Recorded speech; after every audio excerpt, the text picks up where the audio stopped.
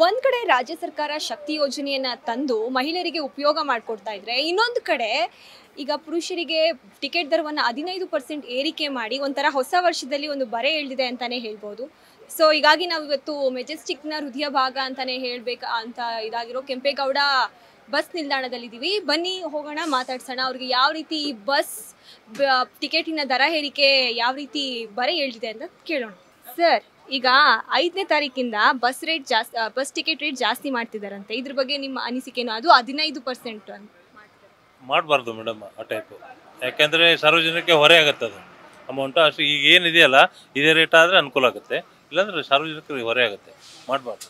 ಏನು ಹೇಳ್ತೀರಾ ಈ ಕಾಂಗ್ರೆಸ್ ಸರ್ಕಾರದ ಬಗ್ಗೆ? ಇವ್ರು ಮಾಡ್ತಾ ಇರೋದು ಸರಿನಾ ತಪ್ಪಾ?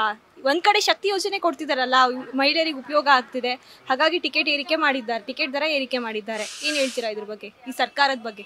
ಸರ್ಕಾರದ ಬಗ್ಗೆ ಹೇಳೋಕ್ಕೇನು ಮೇಡಮ್, ಅದು ಶಕ್ತಿ ಯೋಜನೆ ಕೊಟ್ಟೆ ಎಲ್ಲ ಲಾಸ್ ಆಗ್ತಾ ಇದೆ ಅಂತ ಹೇಳ್ತಾ ಇದ್ದೀವಿ. ತೆಗಿಬೇಕು ಈ ಶಕ್ತಿ ಯೋಜನೆನ ಅಂತ ಹೇಳ್ತೀರಾ? ಅಂತೇನಿಲ್ಲ, ಕಡಿಮೆ ಮಾಡಬೇಕು. ಪರ್ ಯೂಸ್ ಇದ್ದವ್ರಿಗೆ ಅಷ್ಟೇ ಕೊಡಬೇಕು.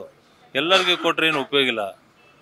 ಎಲ್ಲರೂ ಆಡಿರ್ತಾ ಇದ್ರು ಉಪಯೋಗ ಇಲ್ಲ. ಯೂಸ್ ಇದ್ದವ್ರಿಗೆ ಕೊಡಲಿ, ಅಂಗವಿಕಲರಿಗೆ ಕೊಡಲಿ, ವಯಸ್ಸಾದವ್ರಿಗೆ ಕೊಡಲಿ, ಬೇರೆ ಯಾರಿಗೇನ ಕೊಡಲಿ, ಅನುಕೂಲ ಆಗುತ್ತೆ. ಧನ್ಯವಾದಗಳು. ಏನ್ ಹೇಳ್ತೀರಾ ಸರ್, ಈಗ 5ನೇ ತಾರೀಕಿಂದ ಟಿಕೆಟ್ ರೇಟ್ ನ 15% ಜಾಸ್ತಿ, ಏನ್ ಹೇಳ್ತೀರಾ ಇದ್ರ ಬಗ್ಗೆ? ಇದು ಒಟ್ಟಾರೆ ತಪ್ಪು ಅಂತ ಹೇಳ್ತೀವಿ. ಕಾರಣ ಏನು ಅಂದರೆ, ಯಾವನು ಸುನಿಲ್ ಇವನು ಬಳ್ಳಾರಿಯವನು ಐಡಿಯಾ ಕೊಟ್ಟ ಅಂದ್ಬಿಟ್ಟು ಪಂಚಭಾಗ್ಯಗಳನ್ನ ಬಿಟ್ಟಿರೋರು ಎಲ್ಲರಿಗೆ, ಆಗದವ್ರಿಗೆ ಆಗದೇ ಇದ್ದವ್ರು ಎಲ್ಲರಿಗೂ ಕೊಟ್ಟರು. ಅದು ಕೊಡೋದು ಯಾರು ಹೇಳಿದರು? 75 ವರ್ಷದ ಆಡಳಿತದಲ್ಲೇ ಮಾಡಿರ್ತಕ್ಕಂಥ ಕೆಟ್ಟ ಆಡಳಿತ ಇದು ಅಂತ ನಾನು ಹೇಳ್ತೀನಿ.